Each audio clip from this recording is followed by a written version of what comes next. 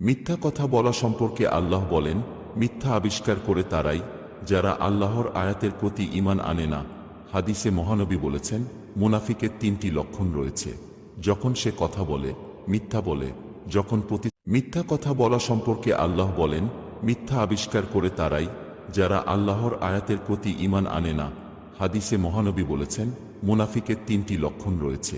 যখন সে কথা বলে, মিথ্যা বলে, মিথ্যা কথা বলা সম্পর্কে আল্লাহ বলেন, মিথ্যা আবিষ্কার করে তারাই যারা আল্লাহর আয়াতের প্রতি ঈমান আনে না।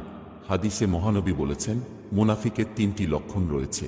যখন সে কথা বলে, মিথ্যা বলে, মিথ্যা কথা বলা সম্পর্কে আল্লাহ বলেন, মিথ্যা আবিষ্কার করে তারাই যারা আল্লাহর আয়াতের প্রতি ঈমান আনে না।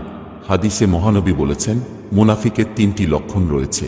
যখন সে কথা বলে, মিথ্যা বলে, যখন প্রতিশ্রুতি দেয়, ভঙ্গ করে, আর যখন আমানত রাখা হয়, খেয়ানত করে। অন্য হাদিসে বলেন, মিথ্যা মানুষকে পাপের দিকে নিয়ে যায় এবং পাপ মিথ্যা কথা বলা সম্পর্কে আল্লাহ বলেন, মিথ্যা আবিষ্কার করে তারাই যারা আল্লাহর আয়াতের প্রতি ঈমান আনে না। হাদিসে মহানবী বলেছেন, মুনাফিকের তিনটি লক্ষণ রয়েছে। যখন সে কথা বলে, মিথ্যা বলে,